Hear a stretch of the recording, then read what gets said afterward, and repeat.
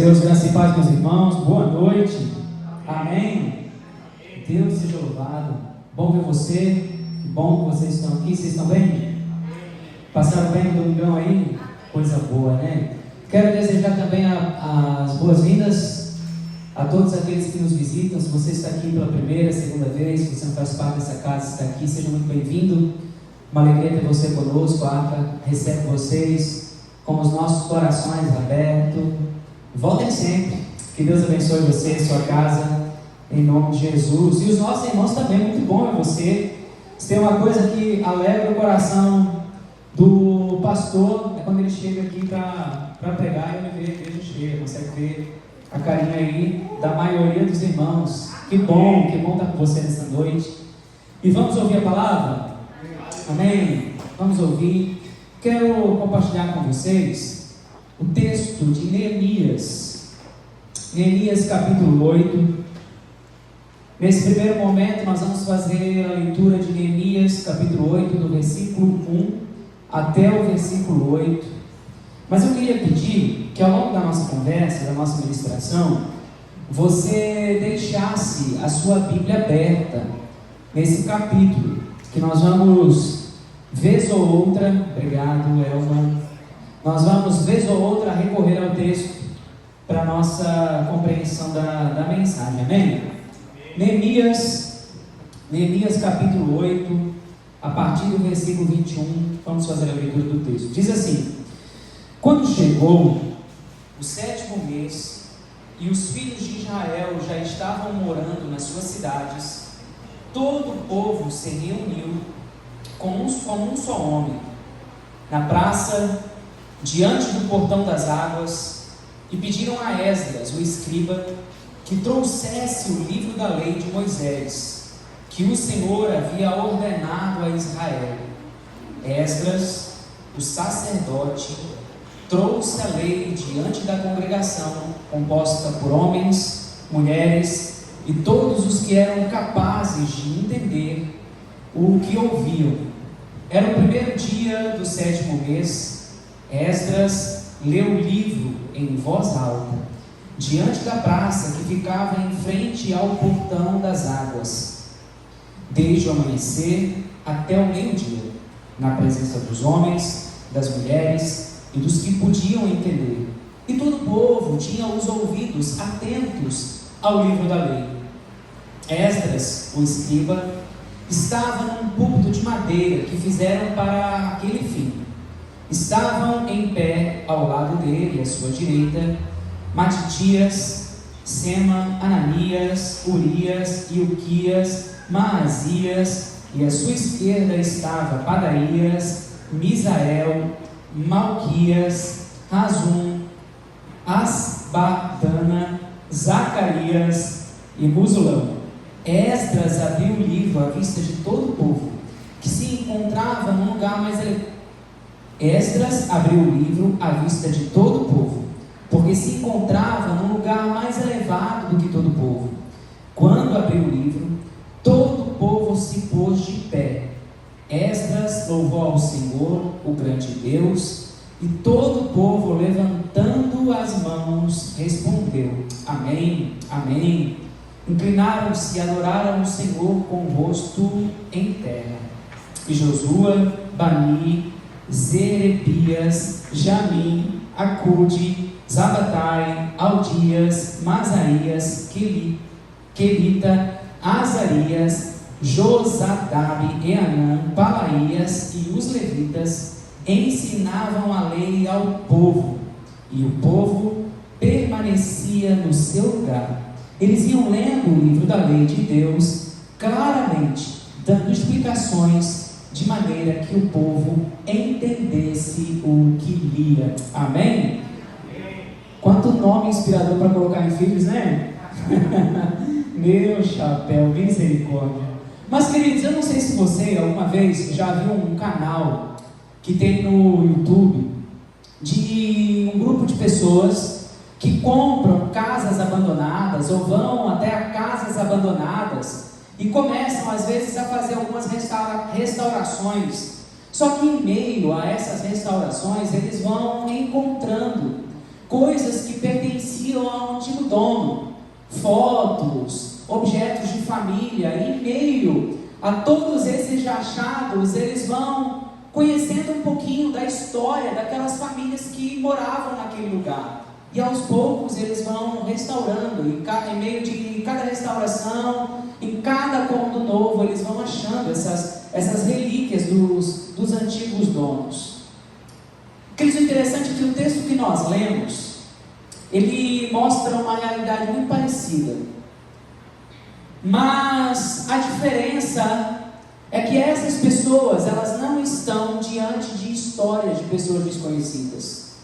Elas estão diante da sua própria história. O texto que nós lemos mostra algo muito interessante. O povo estava em um processo da restauração da cidade de Jerusalém. Há poucos dias, as muralhas de Jerusalém acabaram de ficar prontas. E quando nós vamos estudar o livro de Neemias, nós vamos entender e perceber que as muralhas, elas são reconstruídas em 52 dias. Quem que é o homem que potencializa, que é o que dá o primeiro passo para a reconstrução das muralhas? Neemias. E, queridos, eles estão diante de um período muito interessante. Jerusalém, como todo Israel, mas especificamente a cidade de Jerusalém, havia sido destruída, totalmente destruída pelo Império Babilônico, inclusive o templo.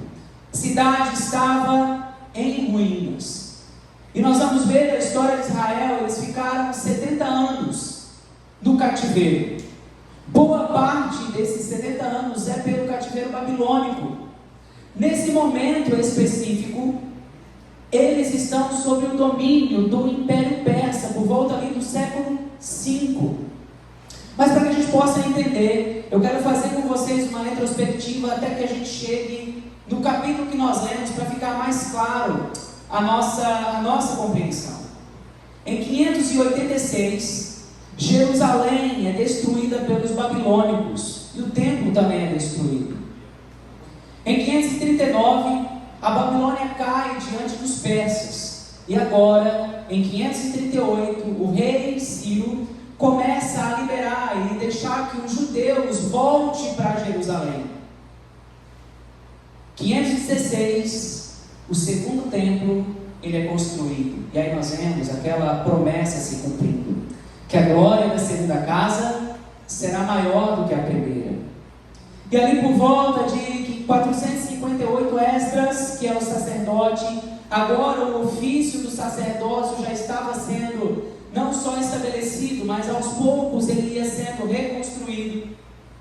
Logo depois de Esdras, Neemias chega em Jerusalém para a reconstrução do templo. E sobre muita luta, mas também sobre muito milagre, 52 dias são suficientes para a reconstrução do templo. Poucos dias depois da reconstrução do templo, é que nós chegamos especificamente no texto que lemos. E diz que o povo estava contemplando a restauração, a reestruturação, a reconstrução da cidade de Jerusalém, mas algo estava também pulsando no coração do povo. Eles precisavam ter um reencontro com a sua própria história, com a sua própria identidade. Perceba que eu disse a vocês logo no início que eles ficaram no cativeiro babilônico e no Império Persa por volta de 70 anos. Imagina, queridos, 70 anos é uma geração. Muitos deles nasceram no cativeiro. Outros já estavam bem velhinhos. Eles precisavam ter um reencontro com a sua própria história. E algo muito importante está acontecendo aqui. A cidade está sendo reconstruída, mas agora era necessário reconstruir o povo, reconstruir a espiritualidade, reconstruir a identidade do povo de Deus. Porque a muralha resolvia apenas uma questão de segurança. Mas a palavra resolveria a questão da identidade espiritual da nação. Era a palavra que faria isso. O problema de Jerusalém não era apenas uma destruição deixada pelos babilônicos, mas era uma comunidade, um povo que estava destruído na sua identidade. E quando Neemias chega para restaurar as muralhas, ele não encontra só uma situação caótica no físico, na estrutura, nas muralhas caídas. Ele encontra uma situação ainda mais caótica. Ele precisa lidar com a zombaria dos inimigos. Ele precisa lidar com problemas econômicos. Ele precisa lidar com a exploração dos pobres pelos próprios judeus, conflitos internos, o medo do povo, o desânimo do povo, a corrupção do povo, problemas relacionados a casamentos com estrangeiros. A identidade estava totalmente destruída. E é nessa situação que Deus levanta Esdras como sacerdote para restaurar a espiritualidade de Jerusalém. E o único caminho para a restauração é fazer o povo se voltar novamente para a palavra de Deus. E é isso que esse texto mostra. E é sobre isso que eu quero conversar um pouquinho com vocês nessa noite. O poder restaurador da palavra. O poder restaurador da palavra. Em primeiro lugar, queridos, nós vamos ver nos versículos 9 a 10, que a palavra nos restaura e restaura do poder do pecado. Olha o que diz o texto. Neemias era o governador e Esdras sacerdote e escriba. Os levitas que ensinavam o povo disseram a todos: este dia é consagrado ao Senhor, nosso Deus, e por isso vocês não devem prantear nem chorar, porque o povo chorava ouvindo as palavras da lei. Até aqui, queridos, olha que forte.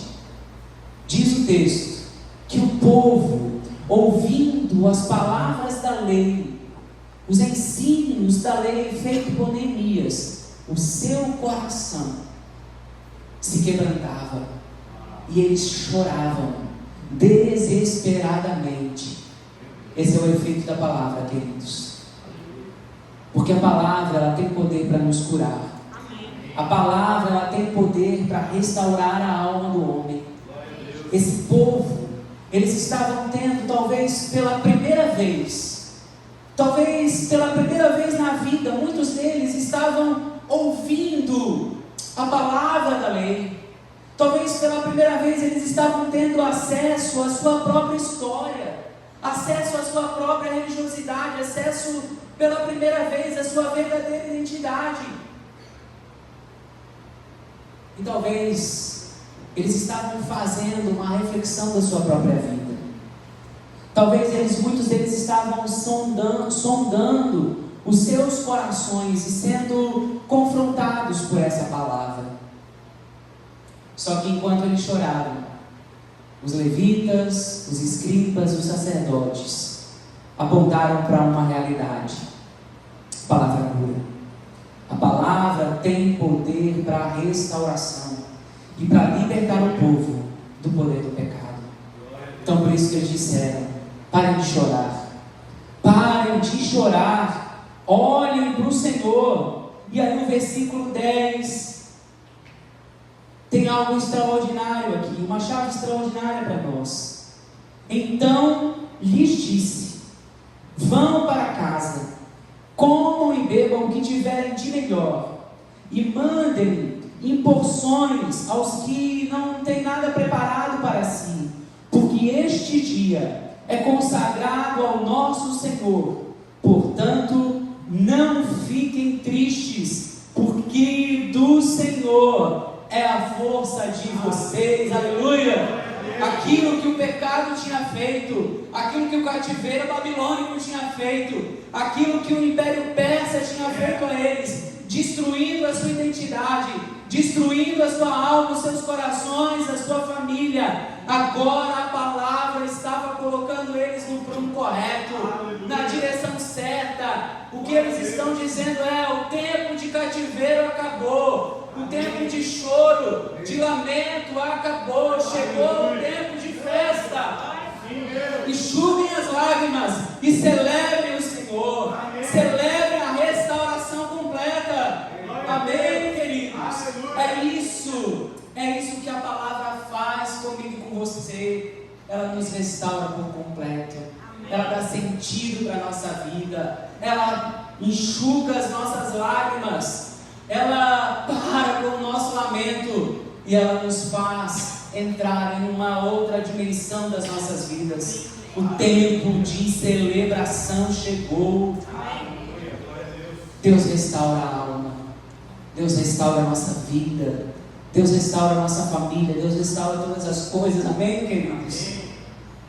E aqui, o que os levitas, Esdras como sacerdote, está dizendo, para que eles parassem de chorar, ele não estava dizendo que eles não deveriam se arrepender. Pelo contrário, porque o arrependimento verdadeiro nos faz chorar mesmo.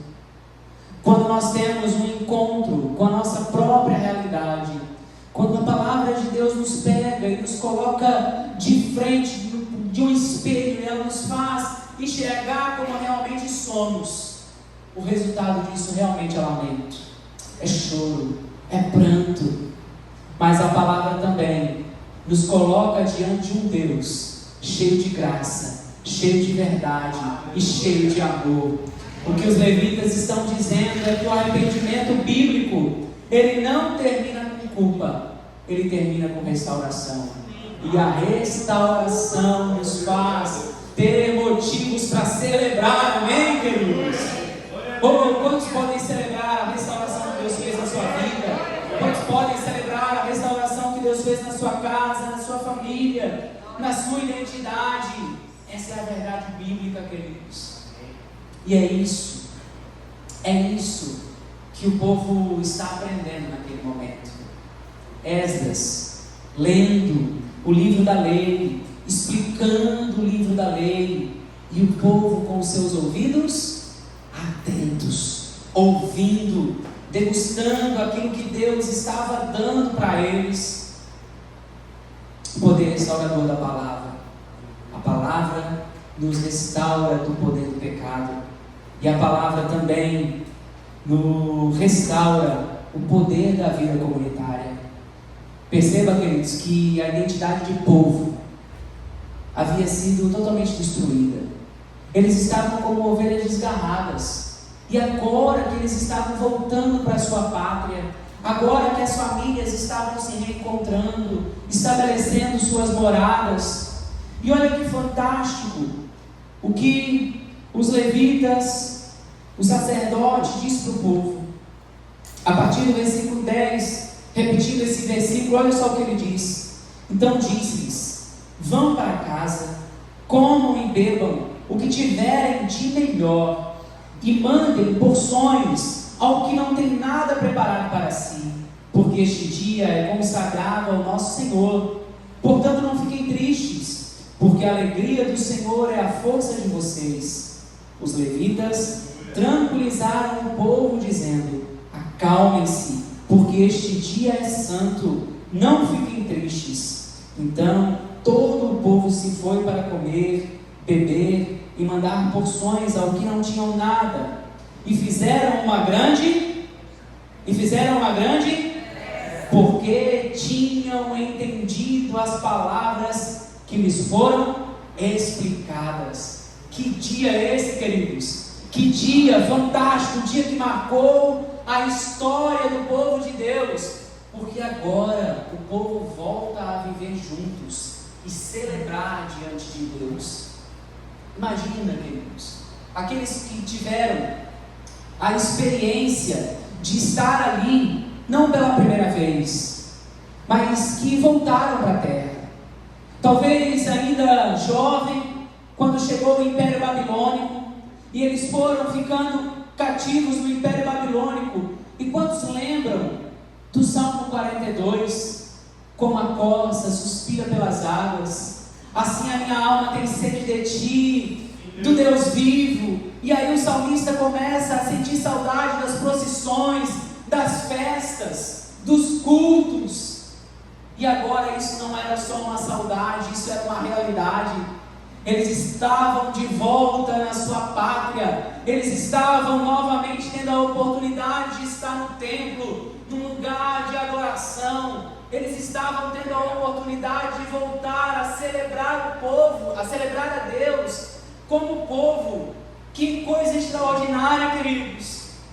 E aqui Deus está restaurando o poder de eles viverem novamente uma vida comunitária, dando a eles a oportunidade de novamente servir uns aos outros.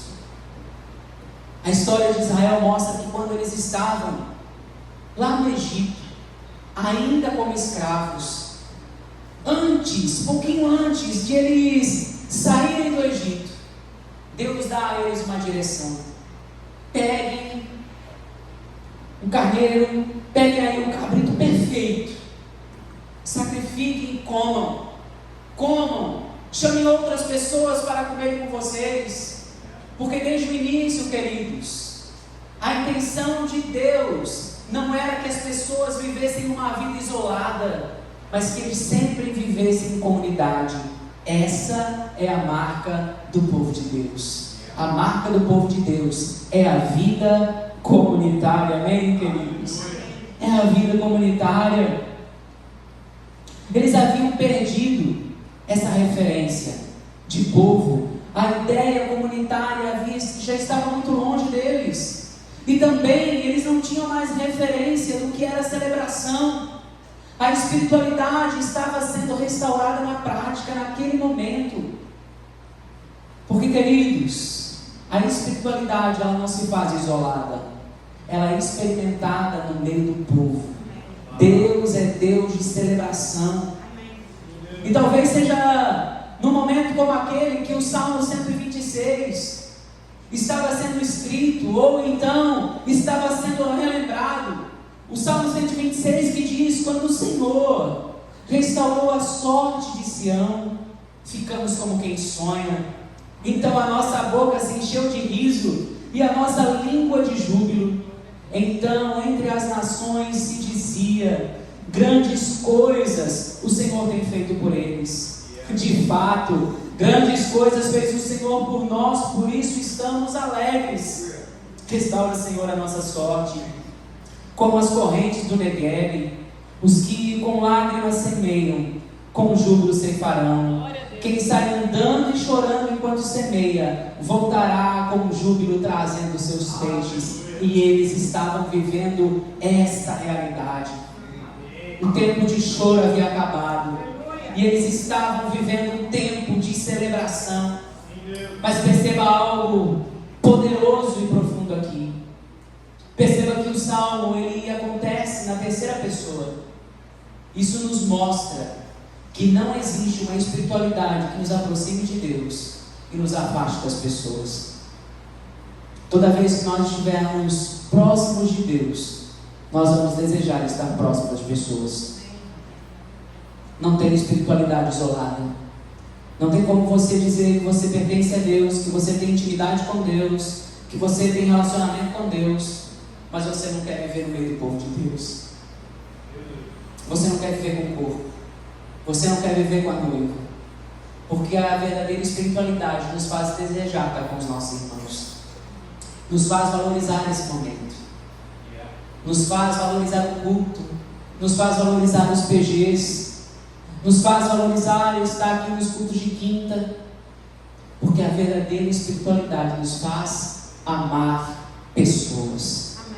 A verdadeira espiritualidade nos faz amar servir, amar compartilhar, amar doar, amar se entregar.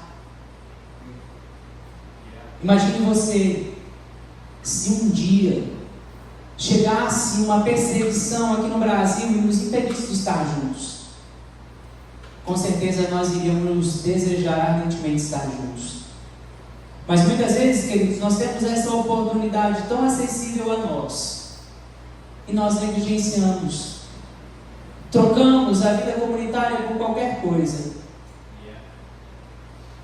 Nós estamos vivendo uma geração do isolamento. Muitas vezes nós preferimos estar sozinhos do que estar com pessoas. Infelizmente isso foi potencializado pela pandemia. Hoje nós evitamos contatos, nós evitamos relacionamentos em pessoas. Mas Deus está nos chamando para viver a realidade do corpo, para viver a realidade comunitária, para viver como um povo que serve uns aos outros, que ama uns aos outros, que leva os fardos uns dos outros, que se entrega, que doa, que paga o preço para ensinar, para servir, para amar. Terça-feira agora, às 19h30, nós temos o nosso PG. Não fique de fora, queridos. Esteja lá, vivendo a vida comunitária, sendo instrumento de Deus para você abençoar outras pessoas no momento do compartilhamento, nos relacionamentos. Eu sei que muitas vezes relacionamentos são difíceis, e é mesmo, porque pessoas são diferentes.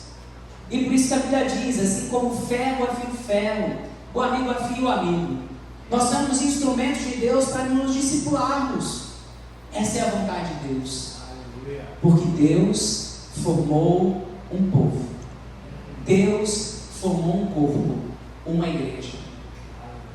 Ele comprou a sua igreja, a sua noiva, com o precioso sangue do seu Filho Jesus.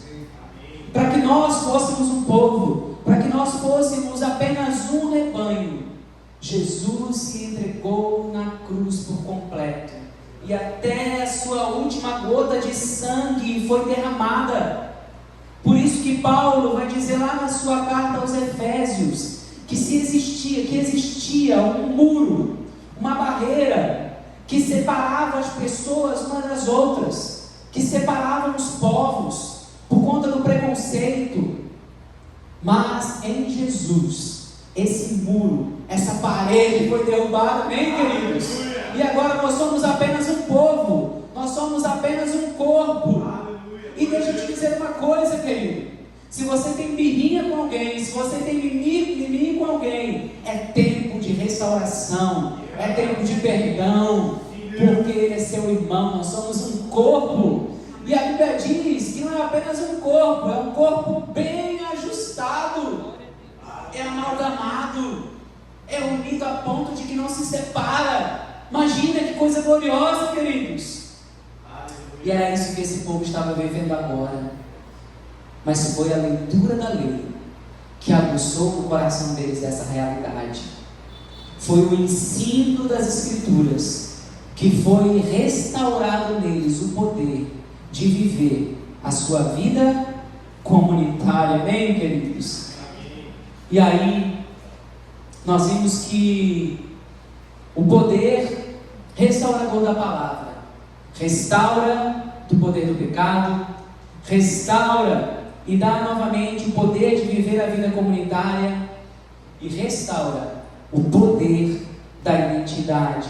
Eu não vou ler para nós ganharmos tempo, mas dos versículos 13 ao versículo 18 vai dizer que depois que eles choraram muito, que eles, obedecendo aos levitas, foram, comeram, festejaram, celebraram, e no outro dia o coração deles ainda estava queimando, o coração deles ainda estava pulsando. Em vez de eles voltarem para as suas rotinas, para o seu dia a dia, eles procuraram novamente os levitas, os mestres, os escribas. Eu vou tentar facilitar a vida da Larissa ficar parado, perdão. E eles foram procurar novamente eles, dizendo: nós queremos mais, nos ensine mais, nós queremos mais. E aí, Esdras, os levitas, começaram a ensinar-lhes sobre a festa dos tabernáculos. E o coração deles começou a queimar, queridos. Sabe por que começou a queimar? Porque eles estavam sendo restaurados na sua identidade. A festa dos tabernáculos era uma festa importantíssima. para o povo de Deus. Muitos deles ali nunca tinham celebrado a festa dos tabernáculos. Por que essa festa era tão importante, queridos? Essa festa era importante porque por meio dessa festa Deus tinha estabelecido com eles uma aliança. Quando eles saíram do Egito rumo à terra prometida, eles ficaram por 40 anos, lembram? 40 anos vagando e caminhando pelo deserto, habitando em tendas, sem terra, sem casa, sem bens, apenas peregrinos, habitando em tendas, feitas com panos, com galhos, com pedaços de madeira. Mas durante todo esse trajeto, Deus sustentou e proveu tudo o que o povo precisava. Deus proveu o alimento, como maná. Deus promoveu o calor, como a tocha de fogo que ficava sobre eles durante a noite. Protegeu eles do calor, na nuvem, por 40 anos. E quando eles chegaram na terra prometida, eles não eram mais estrangeiros, eles não eram mais peregrinos, eles tinham terras, eles tinham bens, eles tinham casas. Mas Deus instituiu a festa dos tabernáculos para que eles nunca esquecessem que eles tinham um Deus que sustentava eles em todo o tempo, que eles tinham um Deus que era provedor. Eles poderiam ter tudo o que precisavam agora, mas eles precisavam sempre entender que eles dependiam de Deus, que Deus era o seu provedor. E Deus estabeleceu com eles uma aliança, que sempre depois da colheita, eles celebrassem a festa dos tabernáculos por 7 dias, para lembrar que era Deus que os sustentava, que era Deus que provia, e que por mais que eles estivessem agora sobre uma terra, eles ainda eram peregrinos, eles não eram dessa terra. Amém, queridos? Olha que poderoso. E aí, quando eles estão diante dessa realidade, quando eles descobrem, quando eles aprendem isso, eles começam a pensar: nós somos um povo que tem uma aliança com Deus. Nós temos de Deus uma promessa, que nós sempre seremos sustentados por Ele. Nós temos um Deus que é provedor, que é Pai, que nos guarda, que nos livra, que tem para nós uma herança. Aleluia. Nós temos uma identidade. Muitos ali tinham perdido a identidade que Deus havia dado, porque eles estavam sob as influências de estrangeiros. A cultura deles era babilônica, influenciados pela cultura persa, totalmente pagãos, distantes da vontade de Deus para eles. Mas agora Deus está restaurando a identidade. Deus não está restaurando só a sua identidade como povo, mas Deus está restaurando a sua identidade como filho, de pertencimento. Deus está restaurando com eles o poder da sua aliança. E diz o texto que depois que eles aprenderam isso, imediatamente eles foram celebrar a festa dos tabernáculos. Eles montaram tendas e foram celebrar, porque eles compreenderam que eles foram restaurados por Deus na sua identidade. Amém, queridos? Amém. E é isso que o Evangelho faz comigo e com você. O Evangelho restaura a nossa identidade.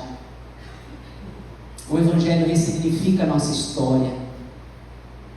O Evangelho nos cura, ele nos liberta. E o Evangelho nos faz entender que antes nós éramos estranhos de Deus, nós éramos inimigos de Deus, mas agora a nossa identidade é a identidade de filho.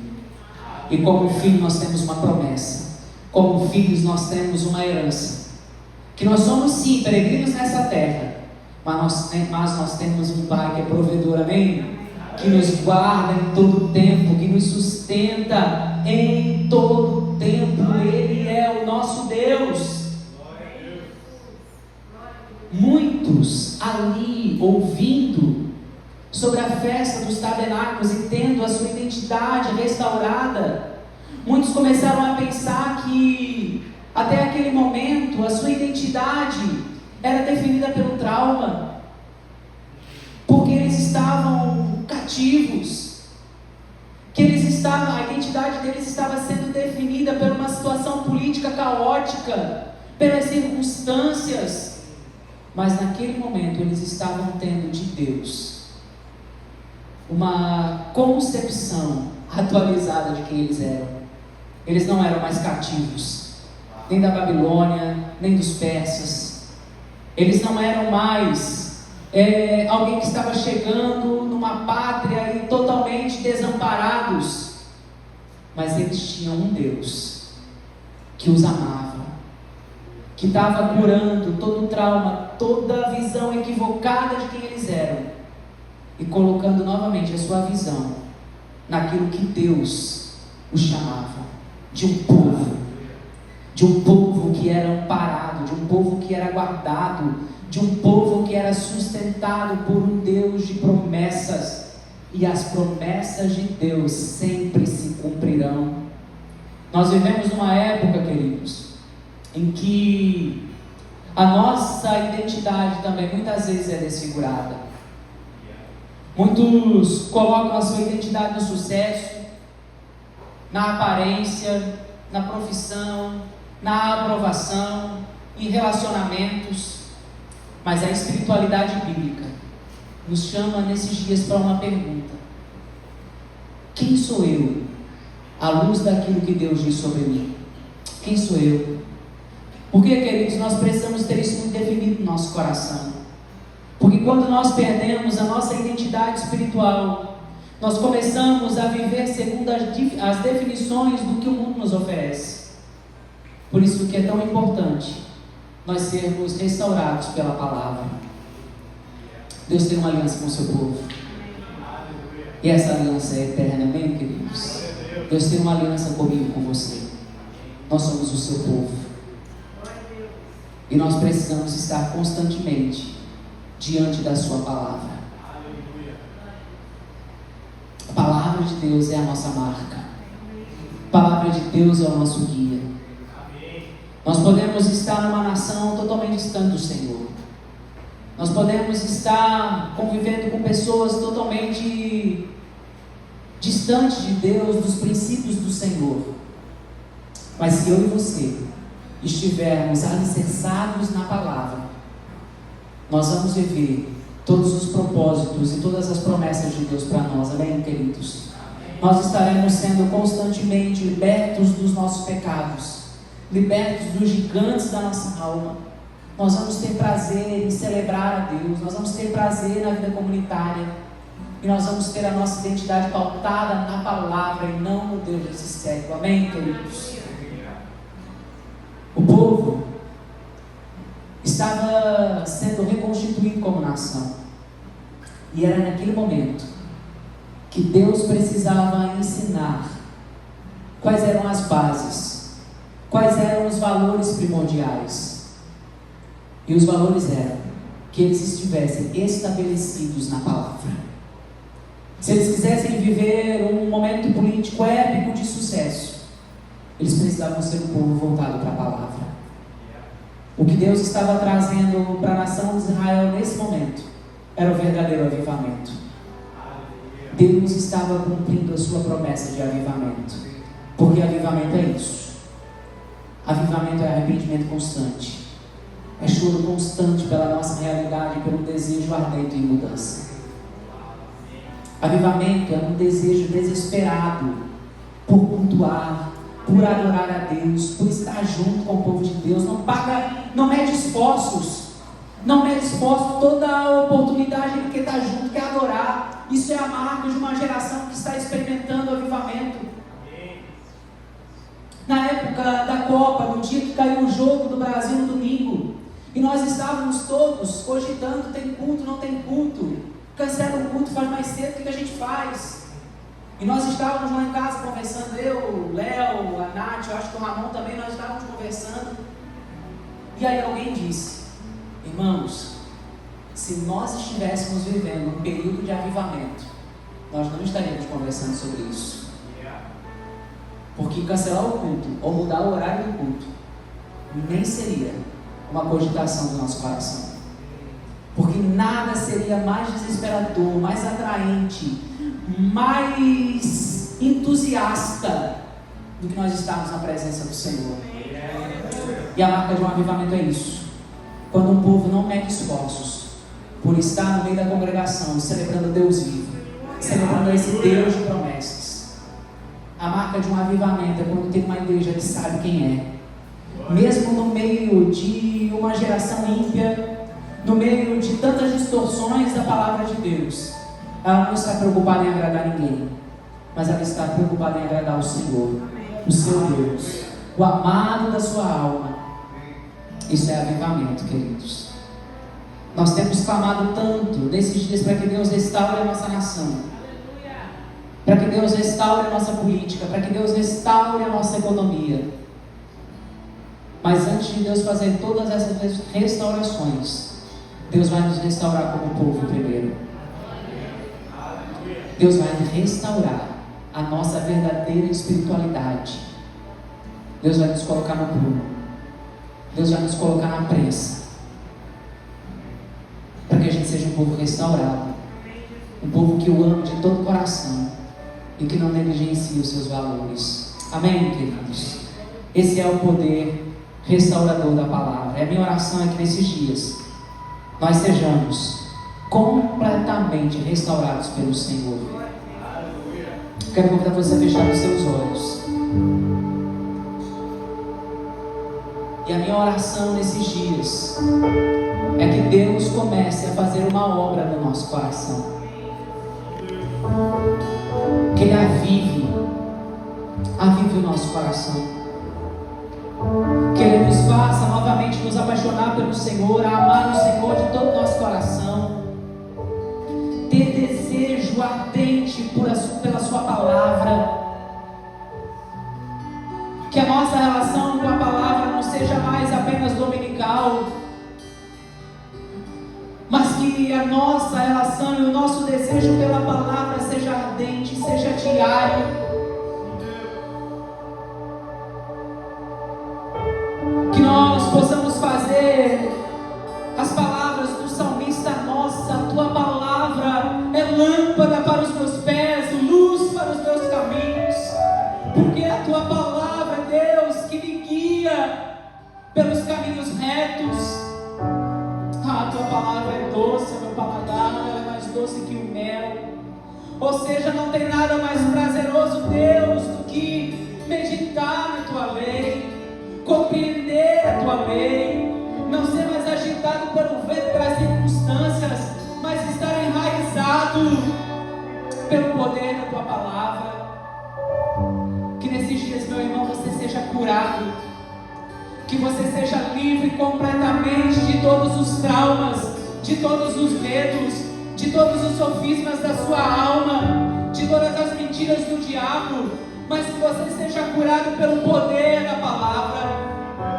Quando você abrir e começar a meditar na lei, essas palavras venham como uma flecha certeira e vá de encontro ao seu coração e ao seu entendimento. Gere mudança, arrependimento, transformação de vida e de mentalidade. Esse é o caminho do avivamento. Esse é o caminho do avivamento. Quando eu e você nos voltarmos para a palavra do Senhor. Eu quero convidar você a ficar de pé. E nós vamos profeticamente fazer aquilo que nós lemos nesse texto. Quando Esdras começou a proferir os livros da lei, as palavras do livro da lei, o povo se colocou de pé, o povo se curvou, o povo começou a adorar a Deus de todo o seu coração, o povo começou a chorar de arrependimento, e o povo começou a ter o seu coração aquecido pelo poder de Deus. Agora que nós estamos de pé, profeticamente nós estamos dizendo: Senhor, eu valorizo a tua lei, eu valorizo a tua palavra, eu valorizo os teus estatutos, eu valorizo os teus mandamentos, e eu tenho sede de avivamento. Quantos têm sede de avivamento aqui? Quantos têm sede de viver a geração de uma igreja que tem sido restaurada, potencializada pelo poder do Espírito, e a transformação que o Brasil precisa não vem do governo nacional, não vem do STF, não vem de nenhum lugar, vem da ação da igreja que começou a experimentar o verdadeiro avivamento. É tempo de nos posicionarmos como homens e mulheres de Deus que estão prontos para viver a restauração a partir de si. Por isso agora, queridos, eu quero convidar você a juntos adorarmos a Deus com toda a intensidade do nosso coração. E enquanto nós estivermos adorando, que você possa dizer para o Senhor: aviva minha alma, aviva meu coração, me coloca no centro da tua vontade, comece este avivamento em mim. E enquanto nós estivermos adorando, meu irmão, eu profetizo em nome de Jesus, que aí onde você está, você viverá uma experiência extraordinária com o poder da palavra, avivando, pondo fogo no seu coração, para nós começarmos a viver um tempo diferente de Deus em nós. Por isso adore, adore, comece a abrir a sua boca aí onde você está. Traga, ou que Deus possa trazer um novo cântico nos seus lábios. Oh Espírito Santo de Deus, nós te adoramos. Adore, adore Ele nessa hora. Glória a Deus. Os planos que foram embora, o sonho que se perdeu, o que era festa e agora é luto do que já morreu. Não podes pensar que este é o teu fim, não é o que Deus planejou. Levante-se do chão, erga o clamor, restitui. Eu quero de volta o que é meu, sara-me e põe teu azeite em minha dor.